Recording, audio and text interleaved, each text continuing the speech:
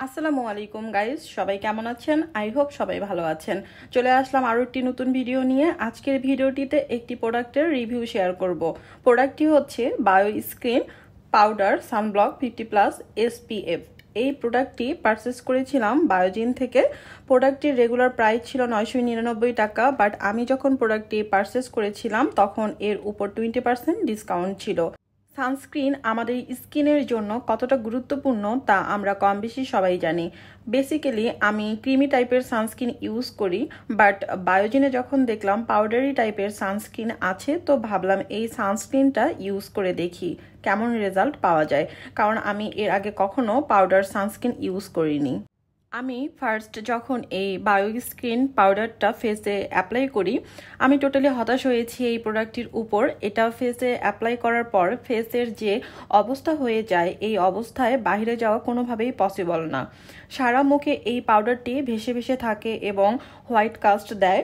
Basically আমরা যখন কোনো নর্মাল ফেস পাউডার ফেসে অ্যাপ্লাই করি তখন ফেসে একটা ফ্ললেস, স্মুথ এবং ম্যাট ইফেক্ট দেয়, বাট এই বায়ো স্কিন পাউডারটা ইউজ করার পর ফেসের 12টা বেজে যায়। আপনারা যদি কেউ এই বায়ো স্কিন পাউডারটা ইউজ করেন তাহলে প্লিজ কমেন্ট করে জানাবেন এটা আপনাদের কাছে কেমন লেগেছে।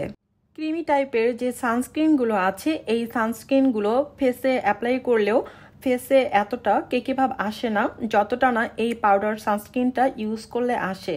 আপনারা যারা ফার্স্ট টাইম এই প্রোডাক্টটি ইউজ করতে চাচ্ছেন, আমি তাদের উদ্দেশ্যে বলবো এই প্রোডাক্টটি পারচেস না করাই ভালো।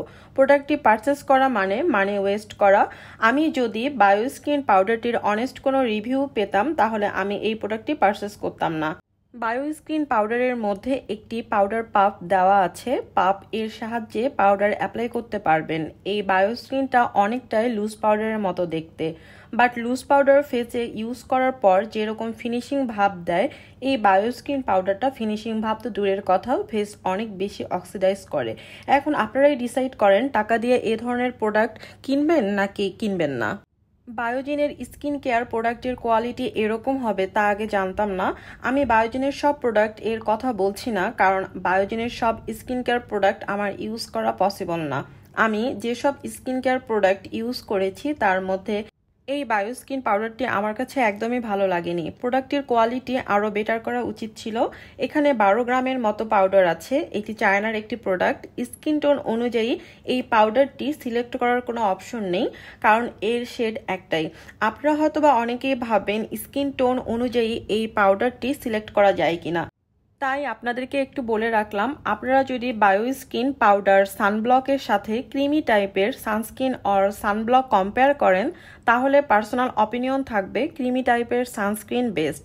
আমরা জানি সানস্ক্রিন অনেক সময় রিঅ্যাপ্লাই করতে হয়, বাট এই বায়ো স্কিন পাউডার ফেসে একবার ইউজ করলে আপনি কোনোভাবেই এই পাউডারটি আর ফেসে রিঅ্যাপ্লাই করতে চাইবেন না। আপনাদের কারো স্কিনে যদি এই প্রোডাক্টটি স্যুট করে থাকে তাহলে আমি বলবো আপনি অনেক লাকি। আপনারা যখন কোনো প্রোডাক্ট পারচেস করার জন্য ডিসাইড করবেন, প্লিজ আগে থেকে ওই প্রোডাক্টটি সম্পর্কে একটু জানার চেষ্টা করবেন। এতে করে সহজেই বুঝতে পারবেন প্রোডাক্টটি কীরকম। আমি বায়োজিন থেকে আরও অনেক প্রোডাক্ট পারচেস করেছি। আপনারা যদি চান তাহলে আমি ওই প্রোডাক্টগুলোর রিভিউ আপনাদের সাথে শেয়ার করব, এবং বায়োজিন রিলেটেড আরও ভিডিও আমার চ্যানেলে আপলোড করা আছে, আপনারা চাইলে দেখে আসতে পারেন। ভিডিওটি আপনাদের কাছে কেমন লেগেছে আমি জানি না। আই হোপ ভিডিওটি ভালো লেগেছে, আর ভিডিওটি যদি ভালো লেগে থাকে অবশ্যই ভিডিওটিতে একটি লাইক করে দিবেন, এবং আপনারা যারা এখন আমার চ্যানেলটি সাবস্ক্রাইব করেননি প্লিজ চ্যানেলটি সাবস্ক্রাইব করে দিবেন।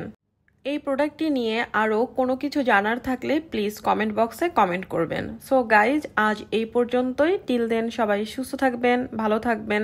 আল্লাহ হাফেজ।